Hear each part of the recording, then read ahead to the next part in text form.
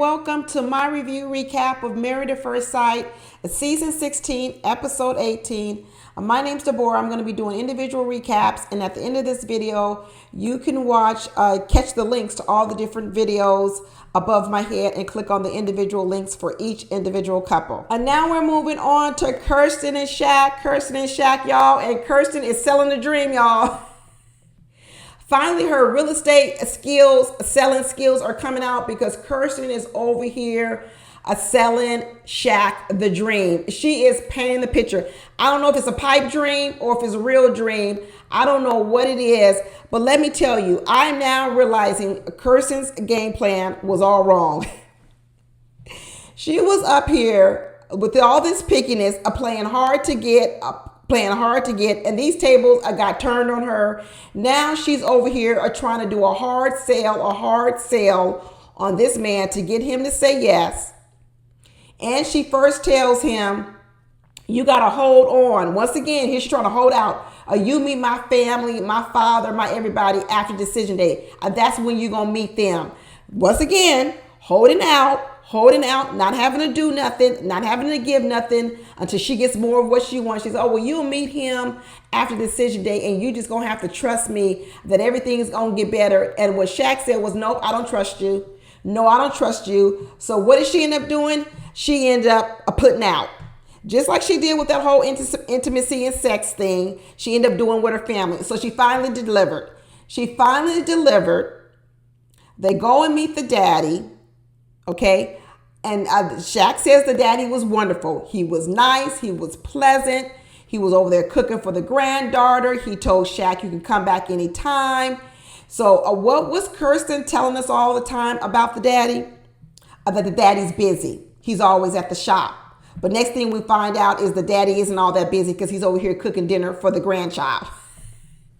We find out that he's too busy. Or we find out he don't want to be on camera. Well, who said you had to meet on camera? Why couldn't you just do what you did this time before?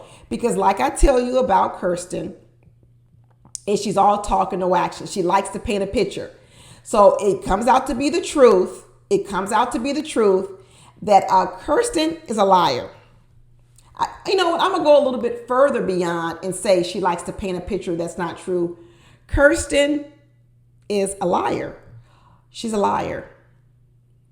And what happens is she tries to keep up with it if she can get away with it. But because Shaq is so picky himself, because Shaq is so moody himself, because he's so temperamental himself, he doesn't allow her to get away with it. She's used to extracting things from people, and Shaq doesn't give her any leeway. Now Shaq is over there basically holding her hostage. She's trying to get a yes out of this man so bad. She's trying to get a yes. She goes, let me just throw the whole kitchen sink at him. Let me sit over here and sing a song for him, even though I can't sing. She says, I can't even hold a tune. I can't hold a note, but I'm going to get over here and sing this song for my man because I need to get this man to say yes. I need to get this man and keep this man enthralled. I need to keep this man in the game. If I got to go over here and let him meet my daddy, I guess I better do it now. I tried to hold out as long as I can, but you know what? I tried to be as picky as long as I can, but I better go ahead and do it now. You know what? How are you supposed to trust a person like Kirsten?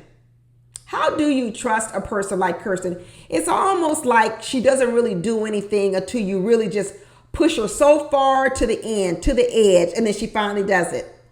I mean, that's a lot of work. That's a lot of work to always be squeezing and pulling things out of people and darn near have to give them ultimatums and threaten them before they're willing to do anything. How do you trust them? How do you trust that they'll be proactive, how they'll actually do things for you? Or you always just gonna have to hold them hostage and say, unless you do this, I'm not gonna do this. Tit for tat. That's how they operate over there. A tit for tat. When she was singing that song, though, she was happy. You could see Kirsten was happy singing that song. She liked to be on the stage. She liked that attention. Even Shaq says, you in your element, girl. You are in your element. I could see it too, Shaq. She was in her element because she couldn't sing. But she didn't care. She acted like she could sing because the lady was like, oh yeah, let it all out at the end. She goes, yeah, I always let it out. Girl, we talking about this not your first time? Because it sounds like a first time. This sounds like the first time, but according to Kirsten, this is what she always does. So does Kirsten think she can sing? Is this another one of those situations where Kirsten is overpromising and under-delivering? Does Kirsten think she can really sing? I'm telling you, this girl, she believes she has way more talent than she does. But you know, it was bold. It was bold of her to sing. That's good. I'm glad she sang for her man because she's trying to close the deal. You talking about close a real estate deal. Kirsten is trying to close this deal on marriage. She absolutely is. And she, you know what, kudos to her. She shut them men down in that little bar, that little, honky tonk bar with the electric slide they was doing. They asked her what you focused on. And Kirsten said, my husband.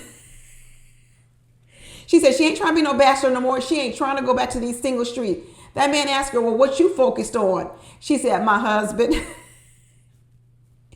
She said, oh, do you like being a playboy out here in these streets, not being focused? He was like, who says I'm not being focused? Now, that was funny. That was a funny little exchange. But I tell you, when Kirsten was singing that song at the little recording session, you know, what I did notice is at no time did Shaq give Kirsten a hug, a kiss, hold her hand. I mean, the girl sat up there and sang and belted out this off-note song, whatever else. But he didn't give her no kiss, no hug, no level of affection, nothing. You know, I get what Kirsten is talking about. Like, do you even like me? Nothing. He didn't have nothing for her. Nothing. Nothing. I don't know what's going on with Shaq. Now Shaq done turned into the picky one. Now Shaq is over here talking about nothing is good enough for him. These two.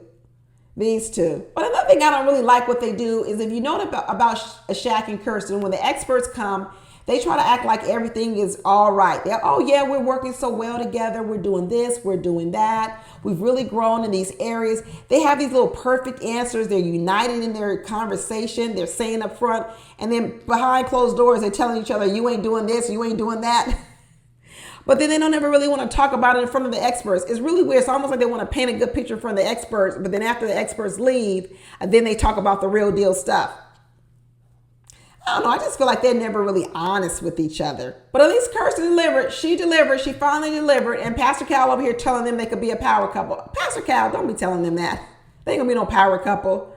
They are not going to be no power couple. Just call them a couple. Why are you calling them a power couple? They're not going to be no power couple. Why does he say that? He said that before last year with Nate and Stasha. Stop saying that, Pastor Cal. Just call them a couple. Just call them a couple. Kudos to Kirsten for finally delivering on introducing the family. And like Shaq said, that's all I ever wanted. You talk about how you're a family person, but I never ever met them. And you could tell how much it meant to Shaq. You could really tell how much it meant to Shaq to meet the family. So I hope next week, he's now talking about what else he needs. Because Kirsten's like, I delivered everything. I delivered everything you have. It's like he showed, Kirsten is like, I'm a real estate agent. I have shown you the house and told you everything you wanted. Here it is. I'm good looking. I delivered my family. I did this. I did that. So why else can't you give me a yes? Kirsten said, I want the yes. I want the yes. Give it to me. Give it to me, Shaq. Give me the yes. I think her delivering in that area, I think she might get a yes out of Shaq. I think she might have done enough. To get a yes from him now. I think she might have done enough to get a yes out of him on decision day, y'all. I'm kind of thinking he did. What do y'all think? Do you think you're going to get 2 yeses out of Shaq and Kirsten? Is Kirsten faking? Is Shaq faking? What you going to get? I don't know. I don't think Kirsten is faking. I don't think she's faking. Maybe there's a chance we could get 2 yeses out of these couples, because it sounds like they're all kind of talking the same language, that even though they're not completely sold on each other, that they're willing to say yes to give it a little bit of time. They're both willing to say yes just to see that after the lights, the camera, and the action leave, will they actually be able to make it? Now, what happens after that, we don't know. But I'm starting to believe we might get 2 yeses out of Shaq and Kirsten, because I think delivering the dad was a big one for Shaq. I think it was a big one. Anyway, that's it, y'all. Be sure to watch my other videos and tell me what you think down below in the comments. Talk to you later. Bye.